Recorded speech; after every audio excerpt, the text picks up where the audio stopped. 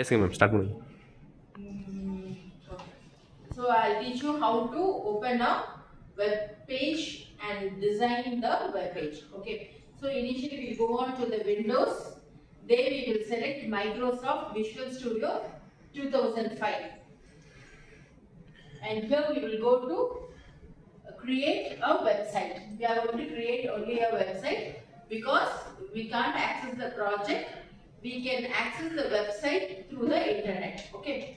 So when we are doing this, you will get a dialog box like this. You can change the name over there. Whatever name you want, you can give for your project. And the language, we have three options: Visual Basic, C Sharp, and Visual J Sharp. So we are going to select Visual C Sharp and then give OK. So that our web page will be open like this. This is the source code, that is for your HTML codings, and here we have the design. So once you select the design, you will get your form like this. To open the toolbox, you have the toolbox option over there. Here the tools are displayed. All the tools will be displayed over here. So first we will see about the label control. When you double click it, or you can click and drag, so that there are two ways to bring control into your form. So this is the label control. You can change the properties of the label by right clicking it and going to the properties. And here you have the option called text, where you will change the text of the label. Generally, why do we use labels? Labels are used to describe something in our web form. Okay. So describe something means we can have a label to have a heading also. Why do we need a heading for a web page? It will indicate that the use of that particular web page. For example, if it is going to be something related to our college, we will be having a college name. For those purpose, we use the label at the top, and then we will be having the labels to describe some other controls like a text box. Why do we have a label for a text box? Because we have to tell what the user should enter in the text box. Okay. So to describe that, we have to change the text property of the label. By default, it will be label only. Right click it, go to properties, you will get this property window, and then you will be having the text property. You can change that value to anything. Either now we have changed it to register number. That means we are going to have a student database. Register number, and you have some more properties. The first property will be the ID property. Before that, we have to select that particular label. Yeah. ID. ID. What is the meaning of that ID?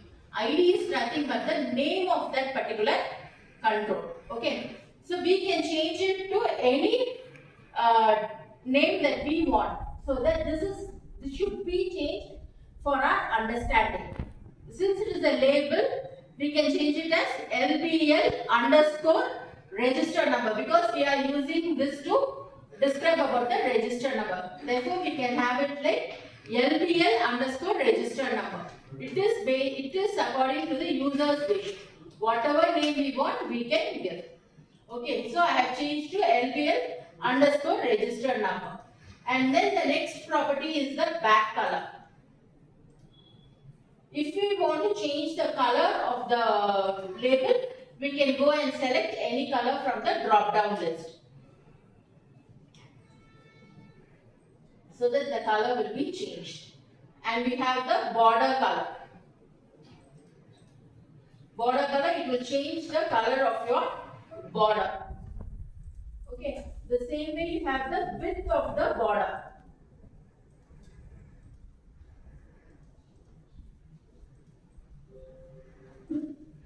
The next is the border width, where you can increase it so that the border will be shown bit clear. You can do it as step. Yeah. Did you see?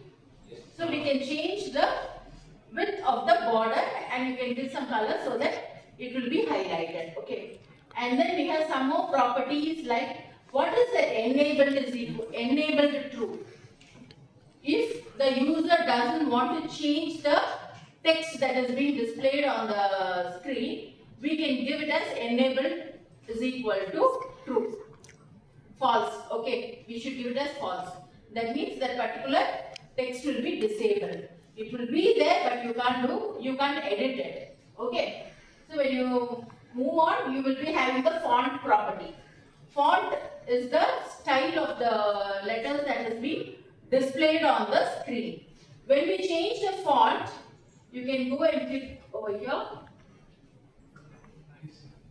That plus symbol, if you are going to go and click, it will give us what are the other properties we have. Font, bold. It is by default, it is false. If we want, we can change it to true. That means whatever is given in that particular label, the font will be in bold. And the next is the italic. Only we have the Boolean value true or false. By default, it is false. And the name of the font. If we want to change the font style, we can give. We can select any name which is available in the drop-down list.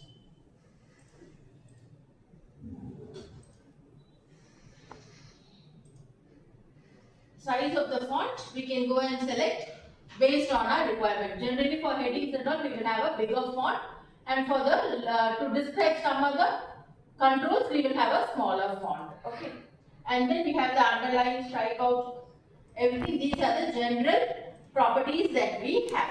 And here we have the tab index. So what do we mean by this tab index?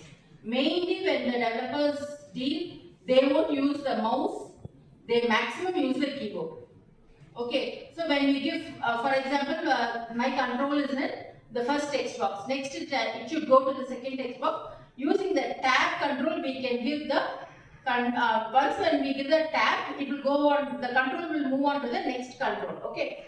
So the same way here we are having 0. If you are going to have 10 text box in our page, first we can give 0. For the next text box we can give 1, 2, 3, 4. So that line in a sequence, what happens when you are going to give tab, automatically the control goes to the next text box. For that we use this tab index. Okay. And then the visibility, and we have another thing called the tooltip. What do we mean by the tooltip? Tooltip, it is used to describe something. Okay, when you move on the pointer to a control, have you seen something yellow color? When we move the pointer to some of this, here you have this box, isn't it? That will describe what you are pointing. That is the tooltip. If you need a tooltip for this particular control, you can go to the properties tooltip. Here you can give, the user can enter register number of the student. Whatever you want, you can give. Okay, so it will describe something which has to be where the user can understand. That is the tooltip. And visibility is true or false. When you change it to false, when you are going to execute your program, that particular control will not be visible on your screen. The next is the width, that is the size of your text box. Sorry, label we can change. Understood?